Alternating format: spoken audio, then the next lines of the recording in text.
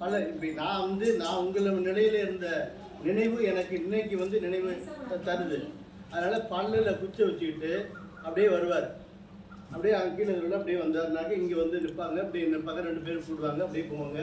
அங்கே புது குளம், சடையா குளம் அப்படின்னு எல்லா குளங்களையும் ஒரு சுற்று வந்துடுவாங்க.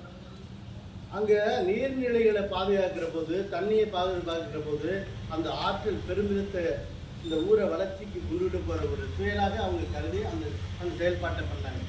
அப்போ ஒவ்வொரு தண்ணியிலையும் அங்கேருந்து வரும்போது என்ன சொல்லுவாங்கன்னா, இந்த குளத்தை எப்போ அங்கே உடப்பட்டுட்டு போயிடுது, அதை போய் பார்த்து கட்டியா, இங்கே தண்ணி இல்லையா, அதை போய் பார்த்து பண்ணியா, குளத்தில் அந்த குளத்தில் தண்ணி இல்லையா உடையான்னு. இன்னைக்கு ஆரோக்கியங்கிறத கெட்டு போச்சு.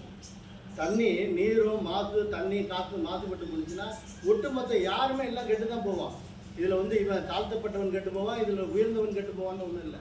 நம்மளுடைய ஒட்டுமொத்தமாக எல்லாருமே நம்ம கெட்டு போவோம். மாணவர்கள்லேருந்து கெட்டுப்போம். இன்னைக்கு மாணவ செல்வங்கள் அந்த இயற்கையை பாதுகாக்கக்கூடிய ஒரு உள்ளுணர்வை நம்ம எடுத்துக்கணும்னு சொல்லணும்னா இந்த பிள்ளைங்களை நீங்கள் தான் எடுத்துக்கணும். இன்னைக்கு நான் அம்மாப்பட்ட வகுப்பில் பாரம்பரிய உணவுகளை கொண்டு போய் கொடுத்து அங்கே ஒவ்வொரு பள்ளி வகுப்பு அந்த வகுப்பில் கொண்டு போய் நாங்கள் கொடுத்துட்டு அந்த மாணவர்களுக்கு அந்த ஊக்கத்தை நாங்கள் படுத்திக்கிட்டு இருக்கோம்.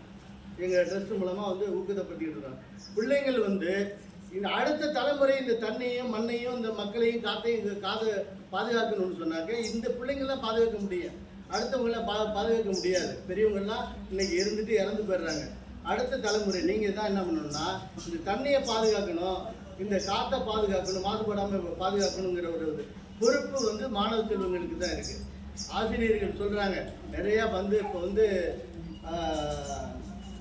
பிரைவேட்டு அந்த தனியார் வகுப்பில் நடக்கக்கூடிய கட்டுப்பாடு நெறி அப்படின்லாம் ஒன்றுமே கிடையாது. இன்னைக்கு எங்கள் ஊர் மேலே நான் நிறைய ஈடுபாடு இருந்தாலும் இன்னைக்கு நாங்கள் படிக்கிற காலத்திலே 60க்கு மேற்பட்ட குழந்தைகள் நாங்கள் படித்தோம். இன்னைக்கு இருக்கிறது ரொம்ப குறைவாக இருக்கிறது, ரொம்ப வருத்தமான ஒரு செயலாக தான் இருக்குது. இது எதை குறிக்குதுன்னு சொன்னாக்க நம்ம ஊருடைய பெரியவங்க இதில் ஈடுபாடு காட்டணும். இப்போ தலைவர் காட்டணும், தலைவர் சார்ந்து இருக்கக்கூடிய பெரியவங்க காட்டணும். இப்போ அதெல்லாம் காட்டுறதே இல்லை. ஏதோ ஒரு அக்கறை எடுத்துக்கிறோன்னு சொல்லிட்டு தலைவரை காட்டிக்கிட்டு இருந்தால் மட்டும் போதாது. இது பொதுநல நலனோட இன்னைக்கு வெளியில் போகிற பிள்ளைங்கள்லாம் சீர்படுத்தி ஆசிரியர்கள்லாம் ஒத்துழைக்கிறாங்க தானே, அவங்களோட நம்ம நிறைய கூட்டி கொண்டு விடணும். இப்போ புறவலர்கள் நிதிகளை கொடுத்து வச்சு அதை பண்ணணும். ஐயா நிறையா பண்ணாங்க. இப்போ என்னவோ தெரியல, எனக்கு தெளிவாக தான் தெரியுது.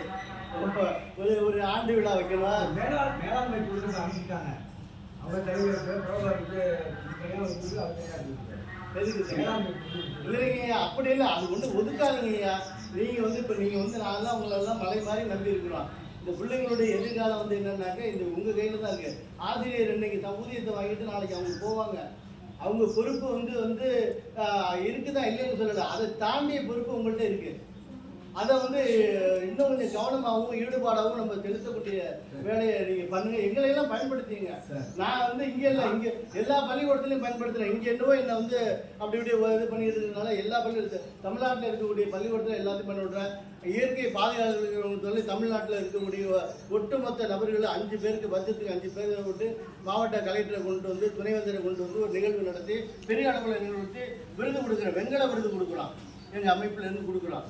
இப்போ அது மாதிரி இருக்கும்போது நாங்கள்லாம் அங்கெல்லாம் போய் செய்கிறோம், போகிறோம், வரோம். எங்களையும் பயன்படுத்திக்கிட்டு இது பண்ணுங்கள்.